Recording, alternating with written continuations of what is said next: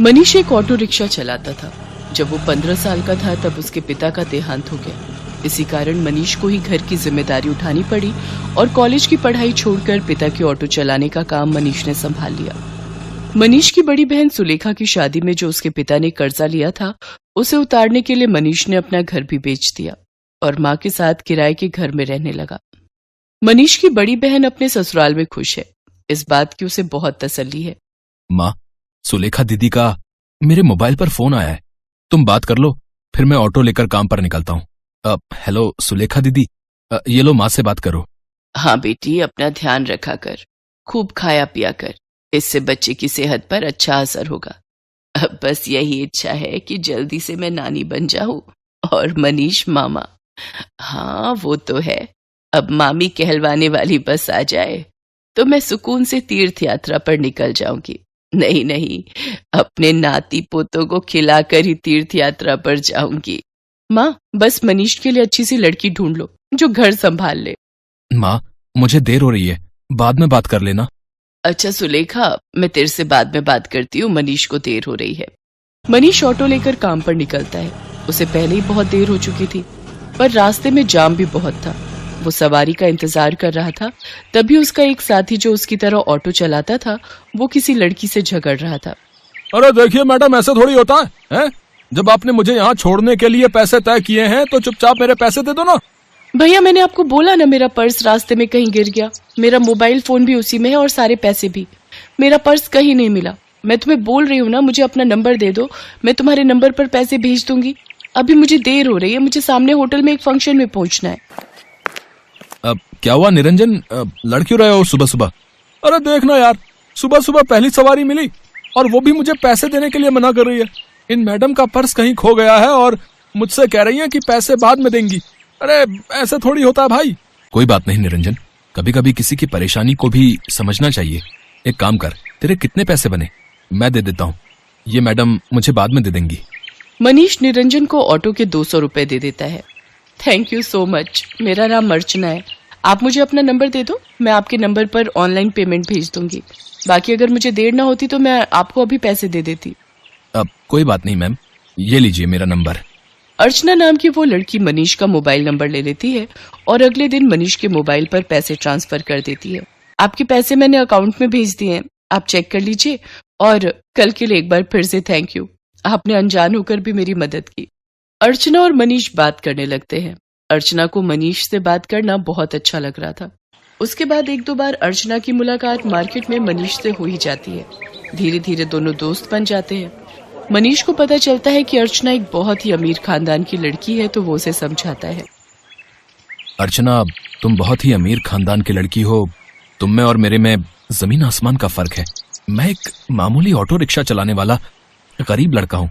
तुम्हारा और मेरा यूं दोस्ती रखना ठीक नहीं है, प्लीज तुम मुझसे मत मिलो। तुम ना मिलने की बात कर रहे हो, पर आज तो मैं तुम्हें अपने प्यार का इजहार करने आई थी।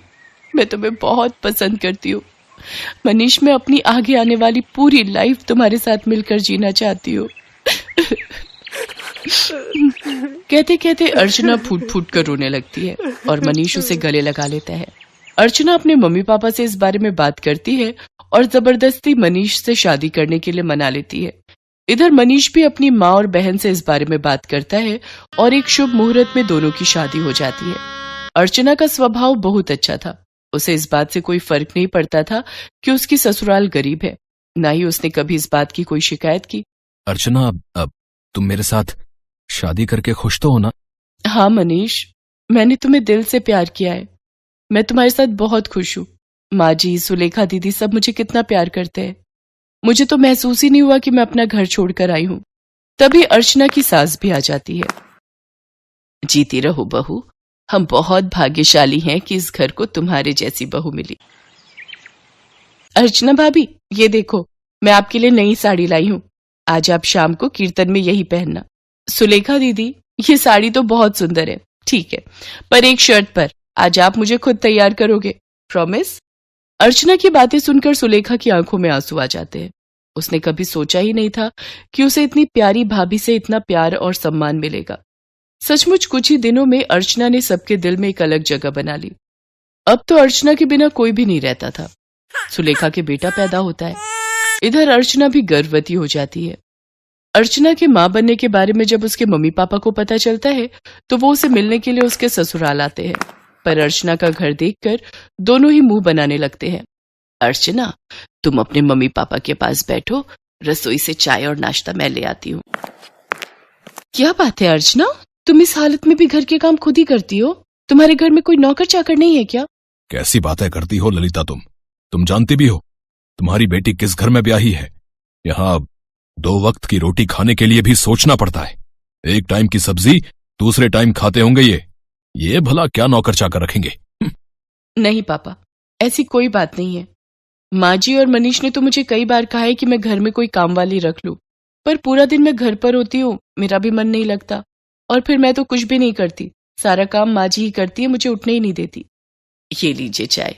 अर्चना, तुम्हें ये समोसे बहुत पसंद है ना? मैं ये भी हलवाई से खरीद लाई हूँ, अपने मम्मी पापा को भी दो। नहीं, मैं ऑयली फूड कम खाती हूँ। और अर्चना, तुम भी ये सब मत खाया करो, तुम्हें इस टाइम में जूस फ्रूट्स ये सब लेना चाहिए। बहन जी, आप तो समझदार हैं, ये समोसे वगैरह ये सब बहुत नुकसानदायक है। मम्मी, आप मेरी टेंशन मत लो, माँ जी मेरा पूरा ख्याल रखती है। वो मुझे समय पर जूस फ्रूट दूध दही सब्जियां और सब कुछ खाने के लिए देती है। तभी अर्चना की ननद सुलेखा भी आ जाती है। अर्चना भाभी, मैंने डॉक्टर से अपॉइंटमेंट ले लिया है, कल सुबह 11 बजे आपको मेरे साथ चलना है, तो आपका चेकअप हो जाएगा और बाकी जो इंजेक्शन वगैरह। सुलेखा, तुम्हारा कौन से हॉस्पिटल में बच्चा हुआ था जिस डॉक्टर के बारे में तुम बात कर रही हो? जी, वो बड़े बाजार में जो हॉस्पिटल है जहां डॉक्टर नेहा बैठती हैं, वो सस्ता बेकार सा हॉस्पिटल। अर्चना, तुम उस हॉस्पिटल में चेकअप के लिए जाओगी? तुम्हारा दिमाग तो ठीक है। अर्चना, तुम एक मामूली से हॉस्पिटल में चेकअप के लिए जाओगी?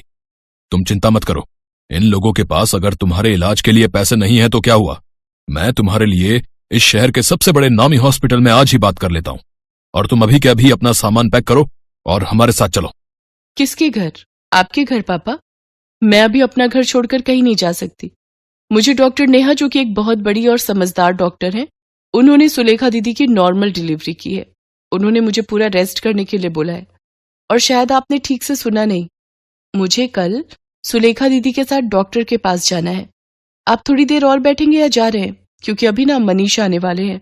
वो शहर में एक नया रेस्टोरेंट खुला है, वहां पर मेरी फेवरेट आइसक्रीम मिलती है, तो आज मेरा वो खाने का प्लान है, तो हम सब डिनर के लिए जाने वाले हैं।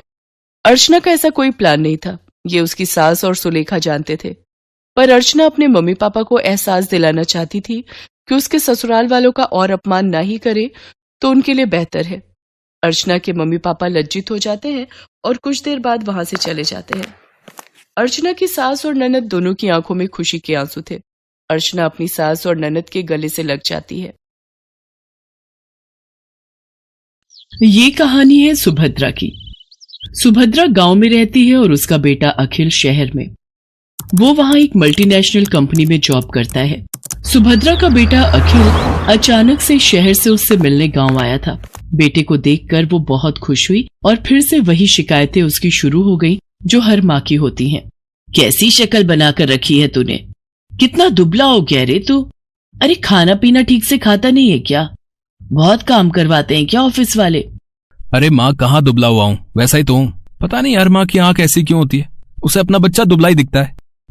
तुझसे तो बोलना ही बेकार है। सुन, तू हाथ मुंह धो ले, मैं तेरे लिए आलू के पराठे बनाकर लाती हूँ। सुभद्रा रसोई में जाने लगी तो अखिल ने अपनी माँ का हाथ पकड़कर उसे सोफे पर बिठा लिया और कहा, अरे माँ, ये सब छोड़, मुझे तुमसे कुछ बहुत जरूरी बात करनी है।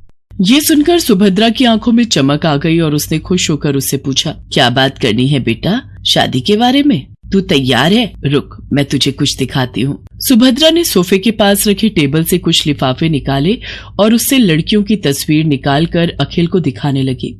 बोल, कौन सी है तुझे पसंद? अखिल ने उन तस्वीरों को बेमन से देखा और माँ से कहा, माँ, मुझे इनमें से कोई भी पसंद नहीं है। क्या बोल रहा है तू? सारी इतनी सुंदर हैं, पढ़ी लिखी भी हैं। तब अखिल ने अपनी माँ से जो बात कही उसे सुनकर उनके चेहरे पर चमक आ गई। अरे सच, तूने लड़की पसंद कर ली है? अरे कौन है वो? क्या नाम है उसका? कहाँ की है? अरे माँ, एक साथ इतने सारे सवाल। ये कहकर अखिल ने अपना मोबाइल निकाला और उसकी गैलरी से आकांक्षा की तस्वीर निकाल कर दिखाई। उसे देखकर सुभद्रा बहुत खुश हुई। वाह, कितनी सुंदर है मेरी बहू। मैं बहुत खुश हूँ बेटा, बहुत खुश। अखिल और आकांक्षा की शादी हो गई। जब वो पहली बार उसे लेकर घर आया तो सुभद्रा द्वार पर उसकी आरती उतार रही थी, तो आकांक्षा को ये सब पसंद नहीं आ रहा था। आकांक्षा शहर में रहने वाली मॉडर्न ख्यालों की लड़की थी। उसने सुभद्रा से कहा, क्या मम्मी जी, अब ये सब कौन करता है? अरे क्यों नहीं करता, सभी करते हैं। लक्ष्मी हो तुम मेरे घर की, और लक्ष्मी का स्वागत तो ऐसे ही किया जाता है। सुभद्रा की बातों को सुनकर आकांक्षा ने अपना मुंह बना लिया। अखिल चाहता था कि आकांक्षा थोड़े दिन मां के साथ रहे, क्योंकि उसकी कंपनी वाले उसे देश से बाहर भेजने वाले थे। आकांक्षा ने भी कभी गांव देखा नहीं था, इसलिए उसने अखिल की बात टाली भी नहीं। ठीक है बाबा, लेकिन जल्दी आ जाना, मैं यहाँ अकेले बोर हो जाऊंगी। अखिल शहर चला गया। एक दिन की बात है, सुबह का समय था। आकांक्षा अपने कमरे में सोई हुई थी। सुभद्रा घंटी बजाते हुए पूजा कर रही थी। घंटी की आवाज से आकांक्षा डिस्टर्ब हो रही थी। वो गुस्से में बाहर आई और सुभद्रा से कहा, क्या मम्मी जी, सुबह सुबह इतना शोर क्यों कर रही हैं आप? ऐसा नहीं कहते बहू, मैं पूजा कर रही हूँ और अब तो सुबह के 7 बज गए। 7 बज गए तो मैं क्या करूँ? मुझे आप जैसे गवारों की तरह जल्दी उठने की आदत नहीं है। चलिए अब बंद करिए ये सब और मुझे सोने दीजिए। सुभद्रा को अपनी बहू की बात बहुत बुरी लगी, लेकिन वो चुप रह गई और खुद को ही दोष देने लगी। मेरी ही गलती है। अरे वो शहर की है, वहाँ लोग देर से सोते हैं, देर से जागते हैं। मुझे इस बात का ख्याल रखना चाहिए। आकांक्षा ज्यादातर समय या सोकर बिताती या अपने दोस्तों से बात करके। वो सुभद्रा की कोई मदद नहीं करती। एक दिन वो फोन पर बातें कर रही थी और सुभद्रा अपने बैल को चारा दे रही थी, तो अचानक उसका बैल जोर से रंभाने लगा। अरे क्या हो गया, क्यों गुस्सा कर रहे तू? मैं आ तो गई खाना देने।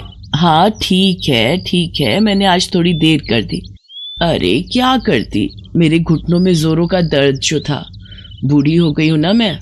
उधर फोन पर बातें करती आकांक्षा की दोस्त ने बैल के रंभाने की आवाज सुनी तो उसने कहा, अरे क्या बात है आकांक्षा, तबेले में है क्या तू? ये पीछे से कैसी आवाज आ रही है? अरे गांव है ना ये, यहाँ तो गाय भैंस की आवाज आएगी ना, कोई डीजे तो बजेगा नहीं। अच्छा सुन, मैं तुझसे थोड़ी देर में बात करती हूँ। आकांक्षा ने फोन काटा और सीधे सुभद्रा के पास पहुंची।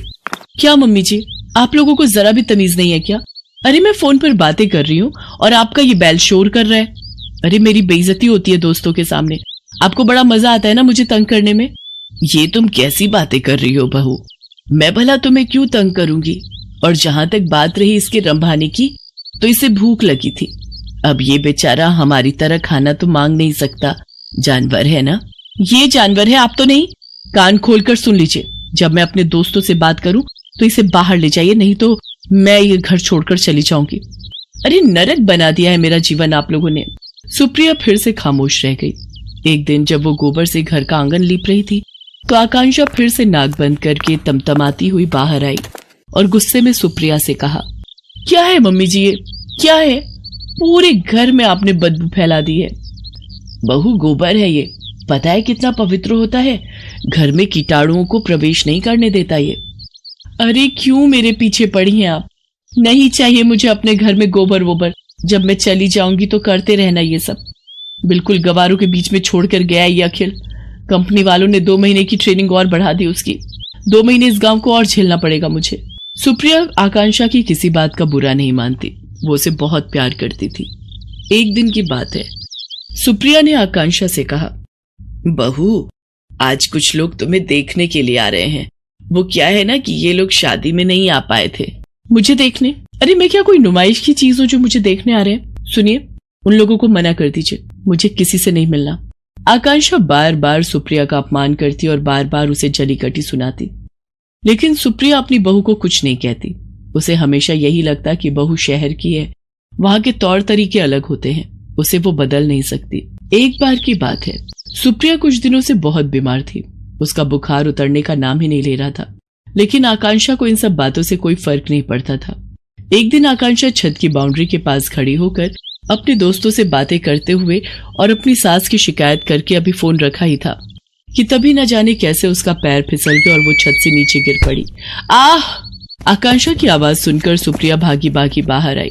उसने देखा कि आकांक्षा जमीन पर गिरी तड़प रही है। बहू बहू, अरे ये कैसे हो गया। आकांक्षा लहूलुहान हो गई थी। गांव में अस्पताल 4 किलोमीटर दूर था। सुप्रिया को समझ नहीं आ रहा था कि वो क्या करे।